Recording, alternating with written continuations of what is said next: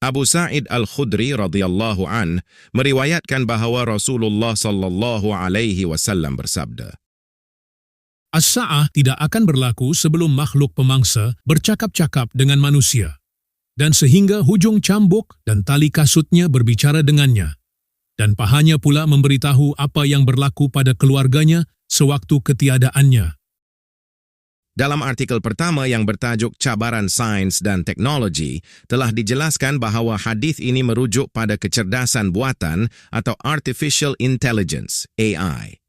Ia menjadi makhluk pemangsa apabila manusia menyalahgunakannya, lalu boleh mendatangkan bahaya kepada individu, masyarakat, mahupun negara. Apabila ia mencapai kematangan, serentak dengan perkembangan sains kuantum dan neurologi, suatu hari nanti, kita mungkin akan melihat cambuk, tali kasut, dan paha kita betul-betul berkata-kata. Allahu a'lam. Apa yang ingin difokuskan di sini adalah satu masalah besar yang baru sahaja muncul baru-baru ini, yang boleh membawa bencana kepada umat ini. Sheikh GPT. Ini merujuk pada penyalahgunaan generative AI, di mana orang ramai sudah mula bergantung pada alat seperti ChatGPT, Grok, atau Gemini sebagai rujukan agama mereka. Malah, sudah pun ada kandungan agama yang dijanakan sepenuhnya dengan menggunakan alat AI ini bagi tujuan untuk dijadikan bahan dakwah. Saya telah menyaksikannya di depan mata. Kita tidak akan menafikan manfaat yang ada pada teknologi ini. Bahkan, saya sendiri pun menggunakannya. Sebagai seorang yang sibuk antara mencari nafkah dan mendalami ilmu agama, AI telah banyak membantu saya dalam menghasilkan artikel dan video agama. Namun, saya menggunakannya sesuai dengan kadar dan tugas yang sepatutnya sahaja, seperti pembinaan laman web, memperelok terjemahan bahasa Inggris, dan penggunaan narator suara AI. Semua ini dapat menjimatkan masa, tenaga, dan wang, terutamanya bagi golongan yang tidak berkemampuan. Dalam artikel dan video pertama itu juga telah diperingatkan tentang fitnah yang turut dibawa oleh sebahagian cabang sains dan teknologi. Dan maksud fitnah dalam bahasa Arab klasik pula telah dihuraikan dalam artikel yang bertajuk Fitnah. Dalam konteks Sheikh GPT, fitnah berlaku kerana kecetekan pengetahuan tentang sains dan teknologi serta kekurangan kefahaman dalam ilmu agama. Dalam ayat 36 surah Al-Isra, Allah Subhanahu wa Ta'ala berfirman, Janganlah engkau mengikuti apa yang engkau tidak mempunyai pengetahuan yang pasti tentangnya.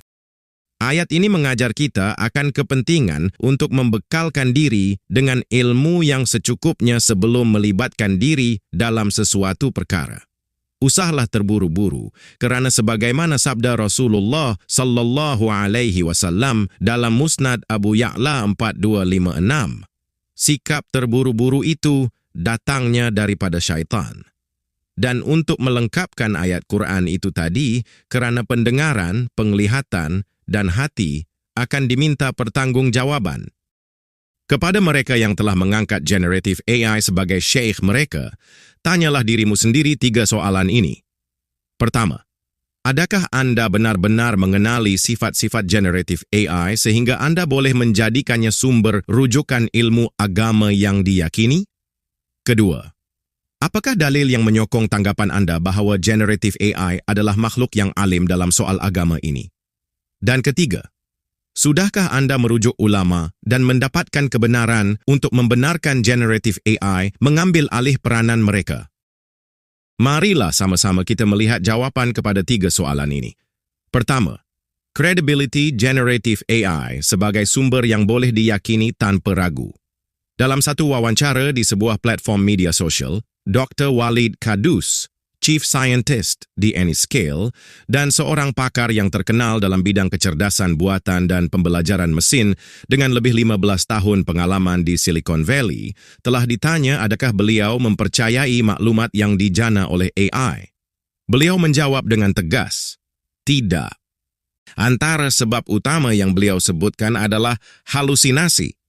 Halusinasi dalam artificial intelligence merujuk pada fenomena di mana sistem-sistem AI, terutamanya large language models seperti ChatGPT, menghasilkan maklumat yang kelihatan seperti boleh dipercayai tetapi sebenarnya salah atau diada-adakan sahaja. Ini berlaku kerana model-model ini bersifat berkebarangkalian yang bergantung pada corak yang dipelajari daripada data tanpa benar-benar memahami maklumat yang ia hasilkan. AI tidak tahu yang ia tidak tahu.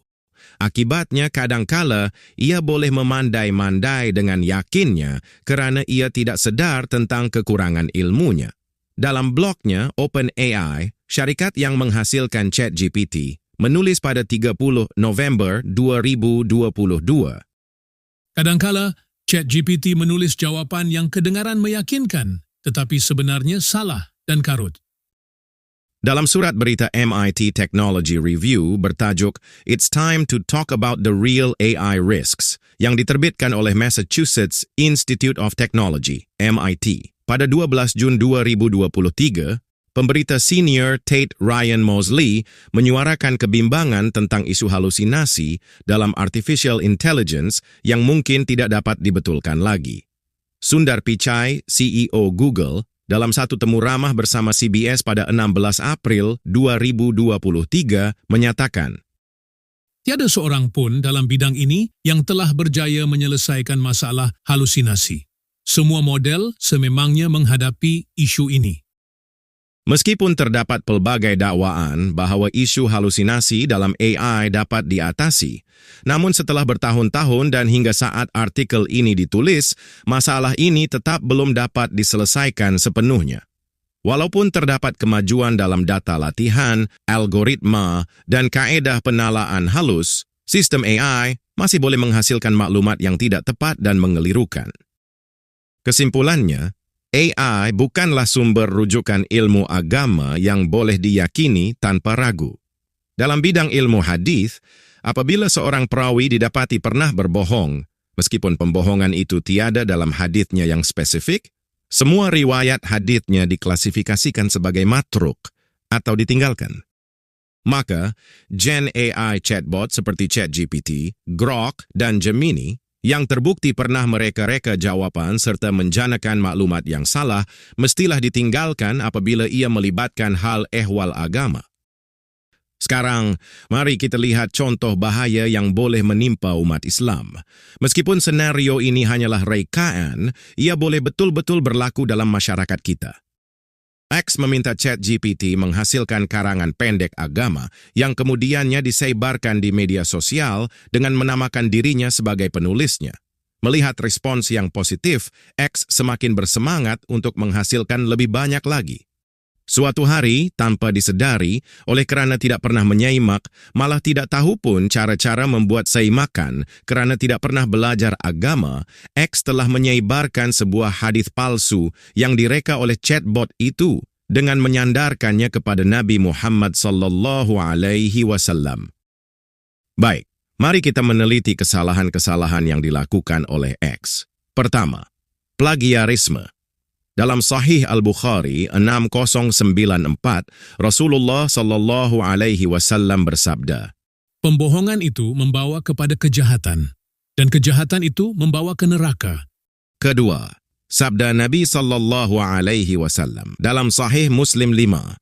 Cukuplah seseorang itu dikatakan pembohong apabila dia terus menceritakan apa-apa sahaja yang didengarinya tanpa menyimak terlebih dahulu.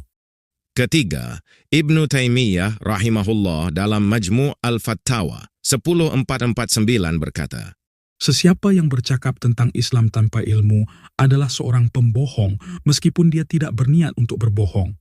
Keempat, dalam Sahih Al-Bukhari 107, Ar-Rasul sallallahu alaihi wasallam bersabda, Sesiapa yang berbohong atas namaku, bersiap-siaplah dirinya untuk mengambil tempatnya di dalam neraka.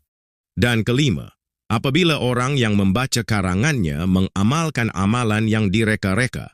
Sabda Al-Mustafa sallallahu alaihi wasallam dalam Sahih Muslim 1017. Sesiapa yang memulakan amalan yang buruk dalam Islam, dia akan memikul dosanya dan dosa orang yang mengamalkannya setelahnya tanpa mengurangi walau sedikit pun dosa mereka. Maka, berhati-hatilah